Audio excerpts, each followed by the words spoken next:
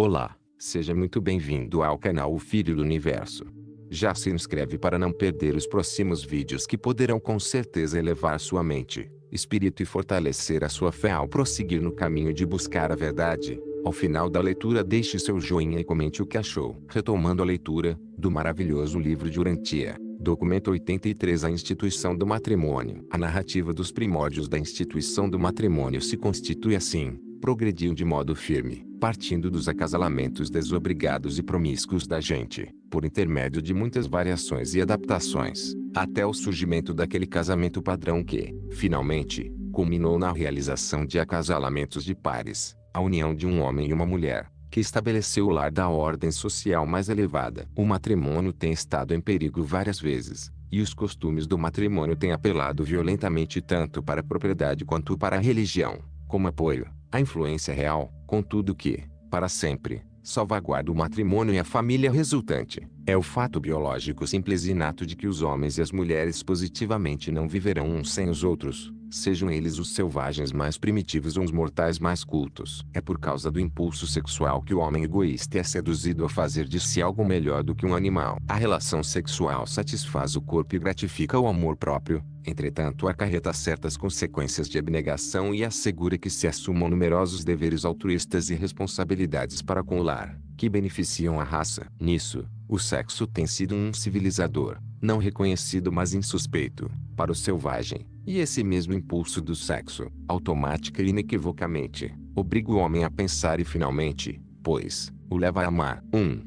O matrimônio como uma instituição da sociedade. O matrimônio é um mecanismo da sociedade destinado a regular e a controlar muitas das relações humanas que surgem do fato físico da bissexualidade. Como uma instituição, assim, o casamento funciona em duas direções. 1.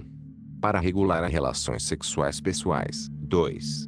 Para regular a descendência, a herança, a sucessão e a ordem social, sendo esta sua função mais antiga e original. A família que cresce no matrimônio é, em si mesma, um estabilizador da instituição do casamento, junto com os costumes ligados às propriedades. Outros fatores poderosos para a estabilidade do matrimônio são orgulho, vaidade, cavalheirismo, dever e convicções religiosas. Todavia, conquanto os casamentos possam ser aprovados ou desaprovados do alto, dificilmente eles são feitos de cima, no céu. A família humana é uma instituição muito claramente humana, um desenvolvimento evolucionário. O matrimônio é uma instituição da sociedade, não um departamento para as igrejas. Bem verdade é que a religião deveria influenciá-lo poderosamente, mas não deveria encarregar-se, apenas e unicamente ela, de controlá-lo e regulá-lo. O matrimônio primitivo foi industrial, primariamente, e, mesmo nos tempos modernos, é frequentemente um assunto social ou de negócios. Por intermédio da influência da mistura do sangue andita e, em consequência dos costumes da civilização em aprimoramento, o matrimônio está se tornando lentamente mútuo, romântico, paternal, poético, afetuoso, ético e até mesmo idealista. A seleção e o chamado amor romântico, contudo, eram mínimos no casamento primitivo. Durante as épocas primitivas, o marido e a esposa não conviviam juntos por muito tempo, nem mesmo comiam juntos com tanta frequência. Entre os antigos, porém, o afeto pessoal não era ligado fortemente à atração sexual. Passavam a gostar um do outro em grande parte porque viviam e trabalhavam juntos. 2. A corte e o noivado. Os casamentos primitivos eram sempre planejados pelos pais do rapaz e da moça. O estágio de transição entre esse costume e os tempos da escolha livre foi ocupado pelos agentes matrimoniais, ou seja, os casamenteiros profissionais. A princípio tais casamenteiros foram os barbeiros, e, mais tarde os sacerdotes. O matrimônio, originalmente, era um assunto grupal, depois, uma questão de família. Apenas recentemente tornou-se uma aventura individual. A coerção, não a atração, foi o caminho de acesso ao matrimônio primitivo. Nos tempos primitivos, a mulher não sentia indiferença sexual, apenas a inferioridade sexual imposta pelos costumes. Assim como o saque precedeu ao comércio, o matrimônio pelo rapto precedeu ao matrimônio por contrato. Algumas mulheres eram coniventes com o rapto. Para escapar à dominação dos homens mais idosos da própria tribo, preferiam cair nas mãos dos homens de outras tribos, mas da mesma idade delas. Essa falsa fuga foi o estágio de transição entre o rapto forçado e a subsequente corte para a sedução. O tipo primitivo de cerimônia de casamento foi como uma encenação de um rapto.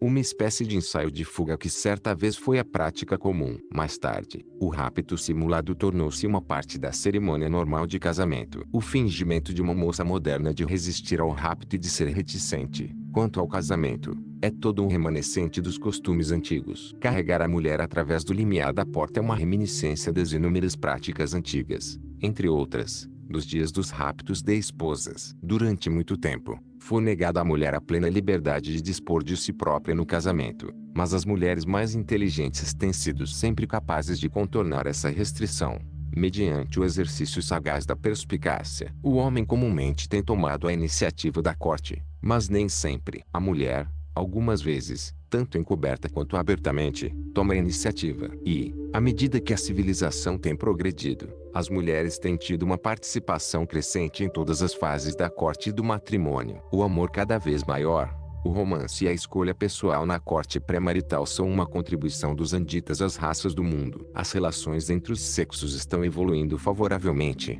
Muitos povos em avanço estão gradativamente substituindo as motivações mais antigas, de utilidade e propriedade, pelo conceito, de algum modo idealizado, da atração sexual. O impulso sexual e os sentimentos de afeto estão começando a substituir o gélido calculismo na escolha dos parceiros. O compromisso originalmente era equivalente ao matrimônio, e, em meio aos povos primitivos, as relações sexuais eram parte da convenção durante o compromisso. Em tempos mais recentes, a religião estabeleceu um tabu sexual para o período entre o compromisso e o matrimônio. 3.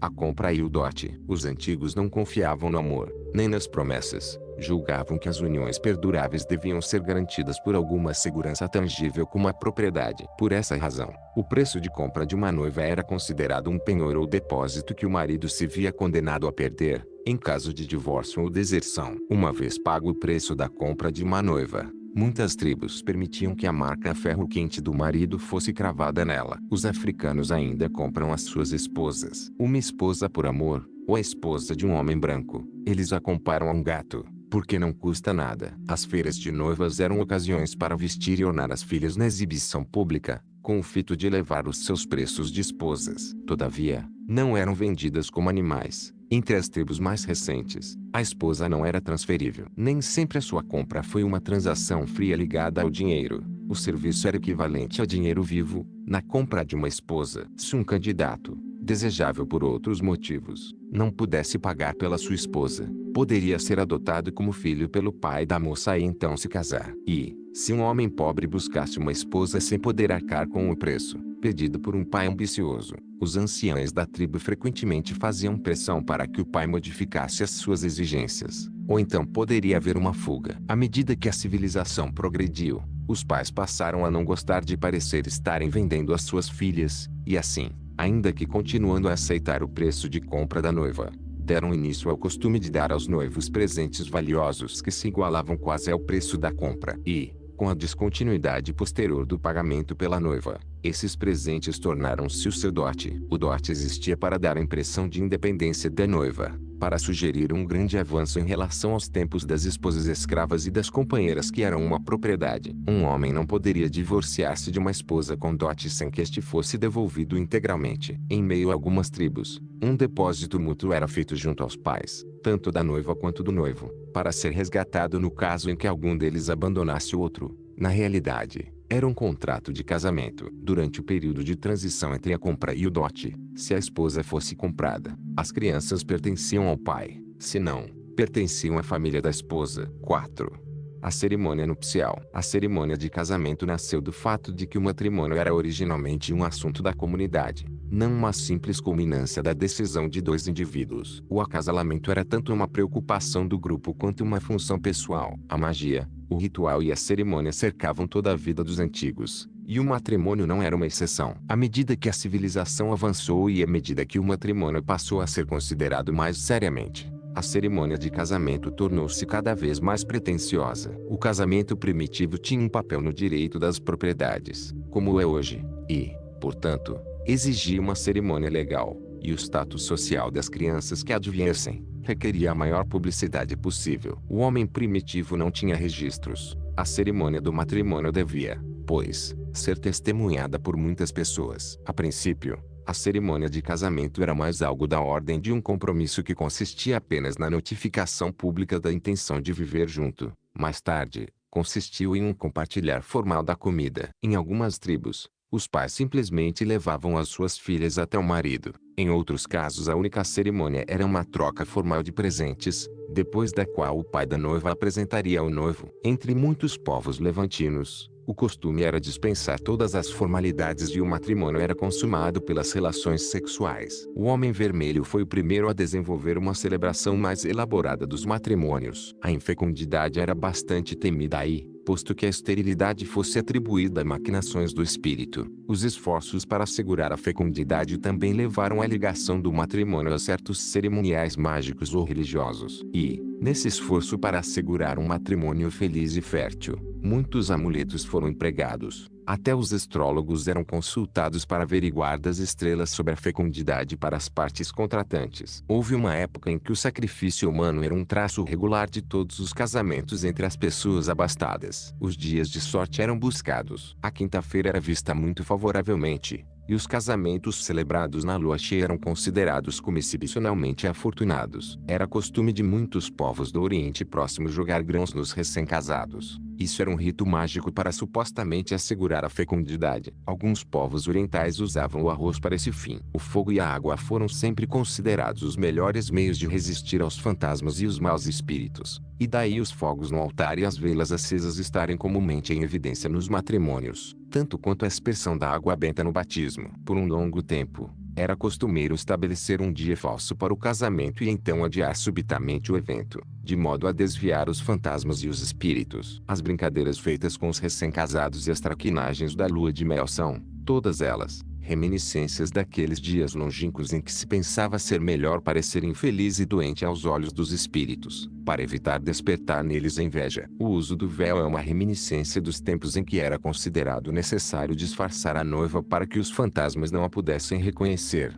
e também para esconder a sua beleza do olhar fixo de outros espíritos que pudessem ficar ciumentos e invejosos. Os pés da noiva não deviam nunca tocar o chão, pouco antes da cerimônia. Mesmo no século XX ainda é usual, sob os costumes cristãos, esticar tapetes do carro ao altar da igreja. Uma das formas mais antigas da cerimônia de casamento era que um sacerdote abençoasse o leito nupcial para assegurar a fertilidade da união. Isso já era feito muito antes de ser estabelecido qualquer ritual formal de casamento. Durante esse período, na evolução dos costumes do matrimônio, esperava-se que os convidados se enfileirassem no quarto nupcial à noite, constituindo-se assim as testemunhas legais da consumação do matrimônio. O elemento de sorte que, a despeito de todos os testes pré-maritais, fazia com que alguns casamentos não tivessem êxito, levou o homem primitivo a buscar a proteção do seguro contra o fracasso no casamento, levou-o a sair em busca dos sacerdotes e da magia. E esse movimento culminou diretamente nos casamentos modernos nas igrejas. No entanto, por um longo período, o matrimônio foi reconhecido em geral como consistindo nas decisões dos pais que o contratavam, e, mais tarde, nas do casal. Enquanto nos últimos 500 anos a Igreja e o Estado assumiram a jurisdição e agora presumem fazer os pronunciamentos do matrimônio. 5. Os matrimônios plurais. Na história inicial do matrimônio, as mulheres não casadas pertenciam aos homens da tribo. Mais tarde, uma mulher tinha apenas um marido por vez. Essa prática de um homem por vez foi o primeiro passo para escapar da promiscuidade da tribo. Se bem que não fosse permitido a uma mulher senão ter um homem, o seu marido poderia romper esse relacionamento temporário segundo a sua vontade. Todavia, essas ligações vagamente regulamentadas foram o primeiro passo no sentido de uma vida de casal, em contraste com a vida no rebanho. Nesse estágio do desenvolvimento do matrimônio, os filhos em geral pertenciam à mãe. O próximo passo na evolução do acasalamento foi o casamento grupal. Essa fase comunitária do casamento teve de interpor-se ao desenvolvimento da vida familiar, porque os costumes do matrimônio não estavam ainda fortes o suficiente para fazer com que as ligações dos casais fossem permanentes. Os casamentos entre irmão e irmã pertenceram a esse grupo. 5 irmãos de uma família casar-se-iam com 5 irmãs de uma outra. Em todo o mundo, as formas mais vagas de casamentos comunitários gradualmente evoluíram para vários tipos de casamento grupal. E as associações grupais como tal eram amplamente regulamentadas pelos costumes do totem. A vida familiar desenvolveu-se lenta e seguramente, porque a regulamentação do sexo e do matrimônio favoreceu a sobrevivência da própria tribo, assegurando a sobrevivência de um maior número de crianças. Os casamentos grupais gradativamente cederam caminho diante das práticas emergentes da poligamia, a poligenia e a poliandria. Entre as tribos mais avançadas, a poliandria, porém, nunca foi geral, sendo limitada usualmente a rainhas e mulheres ricas. Ademais, uma esposa para vários irmãos costumeiramente seria um assunto de família. As restrições de castas e de economia algumas vezes fizeram tornar-se necessário que vários homens se contentassem com uma esposa. Mesmo então a mulher casar-se apenas com um deles, os outros sendo vagamente tolerados como tios da progênie conjunta. O costume judeu exigindo que um homem se consorciasse à viúva do seu irmão falecido, com o propósito de fazer crescer uma semente para o seu irmão, era um costume em mais da metade do mundo antigo. Essa era uma reminiscência do tempo em que o matrimônio era uma questão da família, mais do que uma ligação individual. A instituição da poligenia reconheceu, em várias épocas, 4 espécies de esposas. 1. As esposas cerimoniais ou legais. 2. As esposas por afeição e permissão. 3. As concubinas, esposas contratuais. 4.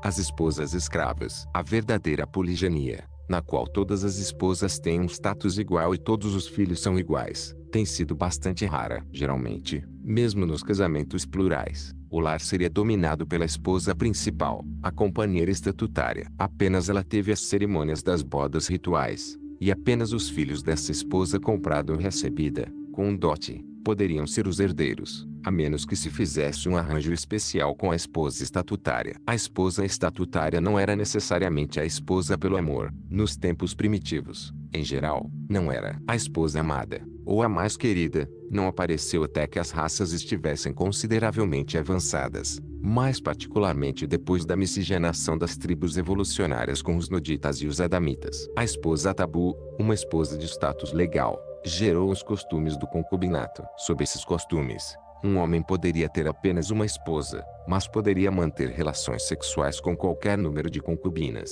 O concubinato foi o trampolim para a monogamia, o primeiro passo de afastamento da poligenia. As concubinas entre os judeus, os romanos e os chineses eram muito frequentemente as servas da esposa. Mais tarde, como entre os judeus, a esposa legal era encarada como a mãe de todos os filhos nascidos do marido. Os tabus antigos sobre as relações sexuais com uma esposa grávida ou em amamentação tiveram a tendência de fomentar grandemente a poligenia. As mulheres primitivas envelheciam muito cedo, por causa dos partos frequentes e do trabalho pesado. E, sobrecarregadas, tais esposas conseguiam existir apenas em virtude do fato de que eram colocadas em isolamento durante uma semana por mês, quando não estivessem grávidas, e a esposa frequentemente ficava cansada de conceber filhos e pedia ao seu marido para tomar uma segunda esposa, mais jovem, e que fosse capaz de ajudar tanto na concepção de filhos quanto no trabalho doméstico. As novas esposas eram, pois, geralmente acolhidas com alegria pelas esposas mais velhas. Nada existia que fosse da ordem do ciúme sexual. O número de esposas era limitado apenas pela capacidade que o homem tinha de sustentá-las. Os homens abastados e capazes queriam um grande número de filhos e, posto que a mortalidade infantil fosse bem elevada, era necessário um grupo de esposas para ter-se uma grande família. Muitas dessas múltiplas esposas eram meras trabalhadoras, esposas escravas. Os costumes humanos evoluem, mas muito lentamente. O propósito de um harém foi construir um corpo forte e numeroso de famílias de sangue, para ser o suporte do trono. Um certo chefe foi, certa vez, convencido de que não devia ter um harém, de que deveria contentar-se com uma só esposa e, assim, prontamente desfez o seu harém. As esposas insatisfeitas foram para suas casas e os seus parentes ofendidos caíram irados em cima do chefe e mataram-no ali, no mesmo instante. 6. A verdadeira monogamia. O matrimônio de um casal. A monogamia é um monopólio. É boa para aqueles que alcançam esse estado de modo desejável, mas tende a impor uma privação biológica àqueles que não são tão afortunados. A despeito, porém, do efeito sobre o indivíduo, a monogamia é decididamente melhor para os filhos. As primeiras monogamias foram devidas à força das circunstâncias, à pobreza. A monogamia é cultural e social, artificial e não natural, isto é, não natural para o homem evolucionário. Foi inteiramente natural para os nuditas e os adamitas mais puros e tem sido de grande valor cultural para todas as raças avançadas. As tribos caldeias reconheciam o direito que a esposa tem de impor uma promessa pré-matrimonial, de que o seu esposo não tomaria uma segunda esposa ou concubina. Os gregos e os romanos favoreceram o casamento monogâmico. A adoração dos ancestrais tem sempre fomentado a monogamia, como tem o cristianismo, no seu equívoco de considerar o matrimônio como um sacramento. Mesmo a elevação do padrão de vida tem militado consistentemente contra a pluralidade de esposas. Na época do advento de Michael em Urântia, praticamente todo o mundo civilizado havia atingido o nível da monogamia teórica. Contudo, essa monogamia passiva não significou que a humanidade se tivesse tornado habituada à prática do matrimônio composto de um verdadeiro casal. Ao perseguir o objetivo monogâmico daquele matrimônio ideal, constituído de um casal, o que é, afinal, algo como uma associação sexual monopolizadora, a sociedade não deve omitir-se sobre a situação não invejável daqueles homens e mulheres desafortunados que não conseguem encontrar um lugar nessa ordem social nova e melhor, ainda que havendo dado o melhor de si para cooperar com ela e corresponder aos seus requisitos. O fracasso em conseguir um companheiro na arena social da competição pode ser devido a dificuldades insuperáveis ou a múltiplas restrições que os costumes correntes tenham imposto. Verdadeiramente, a monogamia é ideal para aqueles que se mantêm nela, mas deve inevitavelmente representar uma grande dificuldade para aqueles que são deixados de fora, no frio da existência solitária. Sempre uns poucos desafortunados tiveram que sofrer para que a maioria pudesse avançar sobre o desenvolvimento dos costumes na civilização e evolução,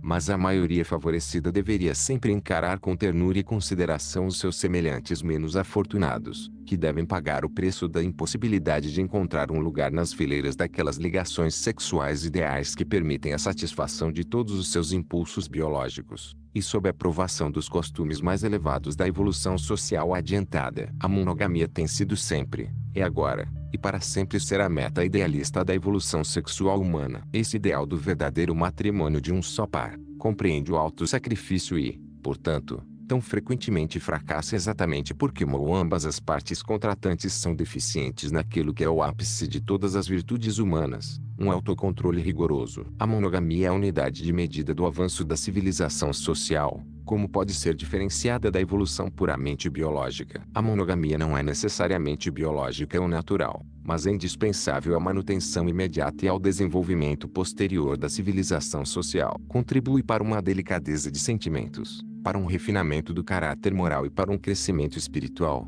todos os quais completamente impossíveis na poligamia. Uma mulher nunca poderá tornar-se uma mãe ideal, quando, todo o tempo, fica obrigada a entrar em rivalidades na busca do afeto do seu marido. O matrimônio que se restringe a um único par favorece e fomenta uma compreensão íntima e cooperação efetiva que são melhores para a felicidade dos pais, para o bem-estar dos filhos e para a eficiência social. O matrimônio iniciado na coerção crua está gradativamente evoluindo para uma magnífica instituição de autocultivo, autocontrole, autoexpressão e autoperpetuação. 7. A dissolução do vínculo matrimonial. Na evolução inicial dos costumes maritais, o matrimônio foi uma união vaga que podia terminar à vontade, e os filhos sempre seguiam a mãe, pois os laços entre mãe e filhos são instintivos e funcionam independentemente do estágio do desenvolvimento dos costumes. Em meio aos povos primitivos, apenas cerca da metade dos casamentos mostrou-se satisfatória. A mais frequente causa da separação era a esterilidade, sempre atribuída à esposa, e acreditava-se que as esposas sem filhos transformar-se-iam em cobras. No mundo do espírito, sob os costumes mais primitivos, o divórcio era obtido por opção apenas do homem e esse padrão perdurou até o século XX em meio a alguns povos. À medida que evoluíram os costumes, algumas tribos desenvolveram duas formas de matrimônio: a comum, que permitia o divórcio, e o casamento sacerdotal, que não permitia a separação. A instauração da compra e do dote da esposa com a introdução de uma penalidade de propriedade, em caso de fracasso do matrimônio, em muito reduziu a separação. E, de fato, muitas uniões modernas são estabilizadas por esse antigo fator de propriedade. A pressão social do status na comunidade e os privilégios de propriedade têm sempre sido fortes na manutenção dos costumes e tabus do matrimônio. Através das idades, o matrimônio fez um firme progresso e está em uma posição avançada no mundo moderno, não obstante haver sido atacado ameaçadoramente por uma insatisfação muito difundida entre aqueles povos para os quais a escolha é individual. Uma nova liberdade, afigura-se como o mais importante. Ainda que esses transtornos no ajustamento surjam entre as raças mais progressistas, como resultado da evolução social subitamente acelerada entre os povos menos avançados, o matrimônio continua florescendo e aprimorando-se lentamente sob a orientação dos costumes mais antigos. A nova e súbita substituição do motivo do amor, mais ideal, mas extremamente individualista, no matrimônio, em lugar do motivo da propriedade, mais antigo e mais estabelecido, levou a instituição do matrimônio a tornar-se, de forma inevitável, temporariamente instável. Os motivos do homem para o casamento têm, de longe, transcendido sempre a moral factual do matrimônio e, nos séculos XIX e XX, o ideal ocidental de matrimônio subitamente ultrapassou, em muito, os impulsos sexuais autocentrados das raças, mas autocontrolados sempre apenas parcialmente. A presença de um grande número de pessoas não casadas, em qualquer sociedade, indica uma ruptura temporária dos costumes ou uma transição deles. A prova verdadeira para o matrimônio, ao longo de todas as idades, tem sido aquela intimidade contínua da qual nenhuma vida familiar pode escapar. Dois jovens, superprotegidos e estragados por mimos, educados na expectativa de todas as indulgências e gratificações plenas à sua vaidade e ao seu ego, dificilmente podem esperar um grande êxito no casamento e na edificação de um lar, uma associação vitalícia de autoanulação, compromisso,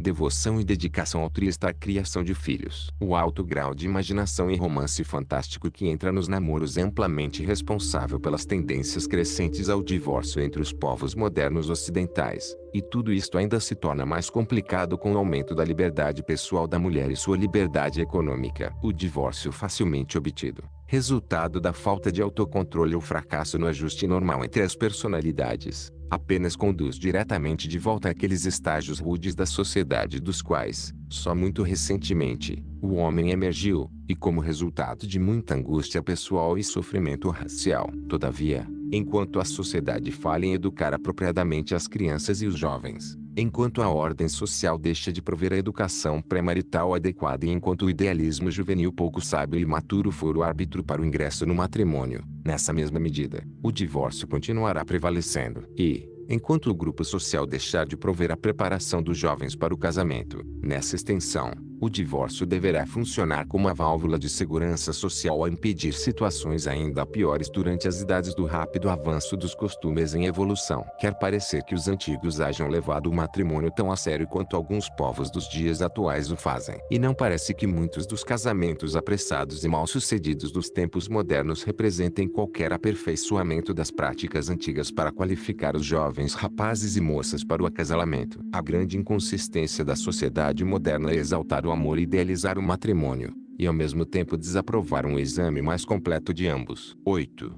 A idealização do matrimônio. O matrimônio que culmina no lar é de fato a instituição mais elevada do homem. Contudo, sendo essencialmente humana, não deveria nunca ter sido considerado um sacramento. Os sacerdotes setitas fizeram do matrimônio um ritual religioso, mas, por milhares de anos, depois do Éden, o acasalamento continuou como uma instituição puramente social e civil. A assimilação das ligações humanas às ligações divinas é bastante infeliz. A união de marido e esposa em um relacionamento matrimonial é uma função material para os mortais dos mundos evolucionários. De fato, é verdade que muito progresso espiritual pode advir em consequência dos esforços humanos sinceros de marido e esposa, para progredir, mas isso não significa que o matrimônio seja necessariamente sagrado. O progresso espiritual acompanha o esforço sincero aplicado a outros campos da atividade humana. Nem pode o matrimônio ser verdadeiramente comparado à relação do ajustador com o homem, nem com a fraternidade entre Cristo Michael e os seus irmãos humanos. Em quase nenhum ponto,